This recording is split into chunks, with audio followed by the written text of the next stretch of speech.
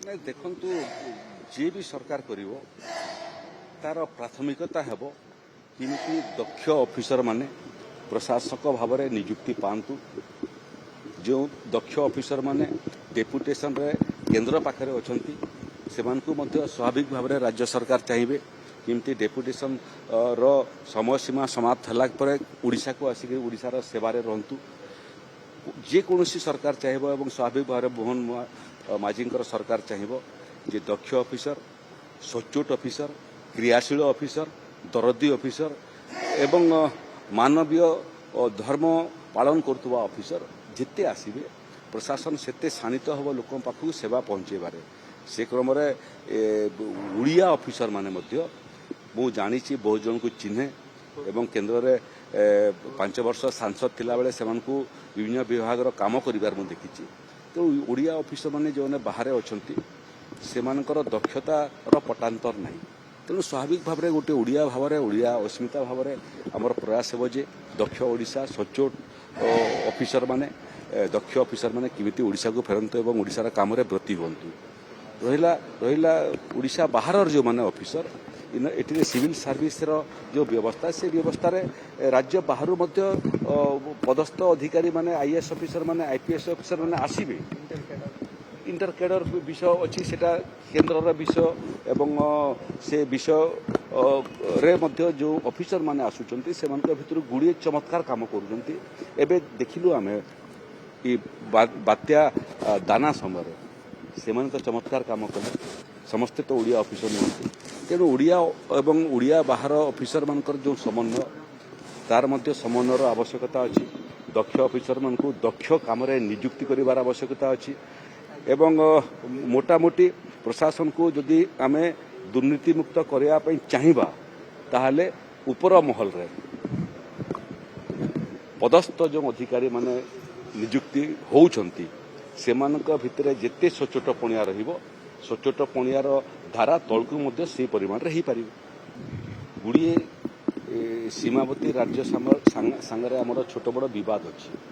ପଶ୍ଚିମବଙ୍ଗଳାରେ ମଧ୍ୟ ଅଳ୍ପ କିଛି ବିବାଦ ପଶ୍ଚିମବଙ୍ଗଳା ଓଡ଼ିଶାର ସୀମାରେ ମଧ୍ୟ ଅଛି, ଝାଡ଼ଖଣ୍ଡ ସୀମାରେ ମଧ୍ୟ ଅଛି। ଝାଡ଼ଖଣ୍ଡ ସୀମାର କେବଳ ସୀମାର ବିଷୟ ନୁହଁ, ଆପଣଙ୍କର ମନେ ଥିବ ବିଗତ ଯେଉଁ ମୟୂରଭଞ୍ଜ ଏବଂ ବାଲେଶ୍ୱରରେ ବନ୍ୟା ହେଲା, ଏଠି ବର୍ଷା ପାଇଁ ବନ୍ୟା ହେଇନି। ଝାଡ଼ଖଣ୍ଡର ଯେଉଁ ଡ୍ୟାମ୍ ଅଛି ଡ୍ୟାମ୍ ସମ୍ପୂର୍ଣ୍ଣ ନ ହେବା କାରଣରୁ ଡ୍ୟାମ୍ ଉପରେ ପାଣି ବହିବାଟା ଆରମ୍ଭ କଲା ଏବଂ ବଳକା ପାଣି ସବୁ ଆସିକରି ମୟୂରଭଞ୍ଜ ଏବଂ ବାଲେଶ୍ୱରରେ କ୍ଷତିଗ୍ରସ୍ତ କରାଇଲା। ଏଇଟା ଅନ୍ତଃରାଜ୍ୟ ବିଷୟ ନୁହଁ, ବିଷୟ ହେଉଛି ଯେ ଆମକୁ ଏ ଜିଲ୍ଲାମାନଙ୍କୁ ବାଲେଶ୍ୱର ମୟୂରଭଞ୍ଜ ବୋଲି ଜିଲ୍ଲାମାନଙ୍କୁ ଝାଡ଼ଖଣ୍ଡର ଅହେତୁକ ପାଣି ଯେଉଁ ବନ୍ୟା କରୁଛି ତାଙ୍କ ସାଙ୍ଗରେ କଥା ଲାଗିବାର ଆବଶ୍ୟକତା ଅଛି। ତାଙ୍କର ସେ ଡ୍ୟାମ୍ଟା ସମ୍ପୂର୍ଣ୍ଣ ହୋଇପାରନ୍ତା କି? ଛତିଶଗଡ଼ ସାଙ୍ଗରେ ମଧ୍ୟ ଛୋଟ ବଡ଼ ସମସ୍ୟା ଅଛି, ସେଟା ମଧ୍ୟ ସମାଧାନ ହୋଇପାରନ୍ତା କି? ଜଳ ବିବାଦ ଯେଉଁଟା ଅଛି ସେଟା ମଧ୍ୟ ସମାଧାନ ହେବାର ଆବଶ୍ୟକତା ଅଛି।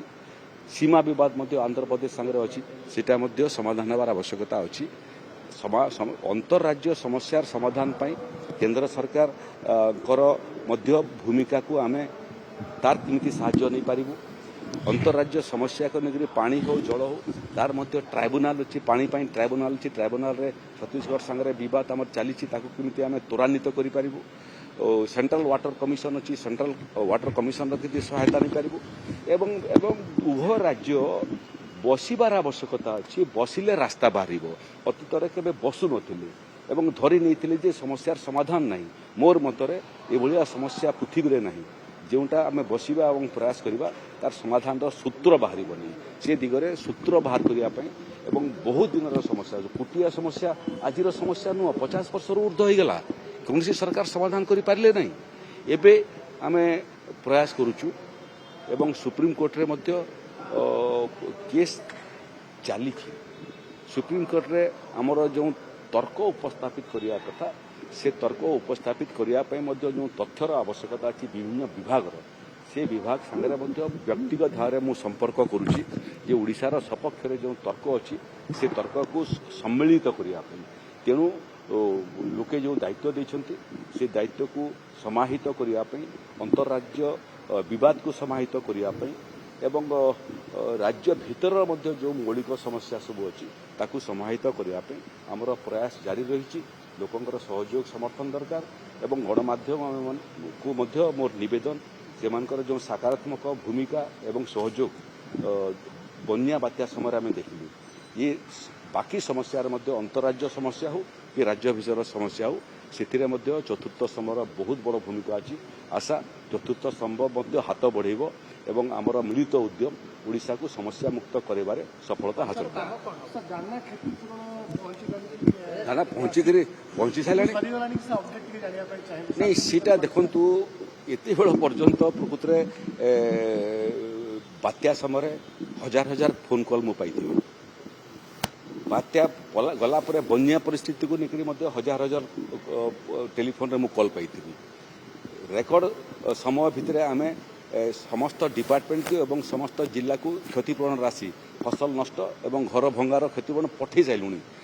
ଅଦ୍ୟାବଧି ଗୋଟିଏ ମଧ୍ୟ କମ୍ପ୍ଲେନ୍ ମୋର ହସ୍ତଗତ ହେଇନାହିଁ ଏବଂ ଜିଲ୍ଲାପାଳମାନଙ୍କ ସାଙ୍ଗରେ ଯାହା ମୋର ସମ୍ପର୍କ କରିଥିଲି ମୋଟାମୋଟି କ୍ଷତିପୂରଣ ଆବଣ୍ଟନ କାମ ସମାପ୍ତ ହୋଇଗଲାଣି। ଯଦି ଅଭିଯୋଗ ଥାଆନ୍ତା ତାହେଲେ ଅଭିଯୋଗ ନିଶ୍ଚୟ ମୋର ହସ୍ତଗତ ହୋଇଥାନ୍ତା। ତା ବାହାରେ ମଧ୍ୟ ଜିଲ୍ଲା ପ୍ରଶାସନକୁ ମୁଁ କହିଛି ଯଦି କାହାର ଭୁଲ ବଶତଃ ଛାଡ଼ି ହେଇଯାଇଥିବ ତେଣୁ ସଂକୋଚ ନ କରିକି ପୁଣି ଥରେ ରାଜ୍ୟ ସରକାର ପାଖକୁ ଯଦି ସେମାନେ ପଠାଇବେ ଯେଉଁଟା ଲେଫ୍ଟ ଆଉଟ୍ କାଳେ ହେଇଯାଇଥିବ ତାକୁ ମଧ୍ୟ କ୍ଷତିପୂରଣ ଦେବା ପାଇଁ ଆମେ ପ୍ରସ୍ତୁତ ଅଛୁ। ନାଇଁ ମୁହଁରେ ମୁଁ କହିସାରିଛି, ଫୋନ୍ରେ କହିସାରିଛି ଯଦି କିଛି ଛାଡ଼ି ହେଇଯାଇଥିବ ଭୁଲ ବଶତଃ ତେଣୁ ଏଥିରେ ସଂକୋଚ କରିବାର କିମ୍ବା ନିଜକୁ ଦୋଷୀ ଭାବାର କିଛି ଆବଶ୍ୟକତା ନାହିଁ। ଜଣେ ଅଧେ ହୁଏତ ବିନା କ୍ଷତିଗ୍ରସ୍ତ ହେଇକରି କ୍ଷତିପୂରଣ ପାଇଯାଆନ୍ତୁ କିଛି ଆପତ୍ତି ନାହିଁ, କିନ୍ତୁ କ୍ଷତିଗ୍ରସ୍ତ ହେଇଥିବା ଲୋକ ଭୁଲ ବଶତଃ ବାଦ୍ ପଡ଼ନ୍ତି।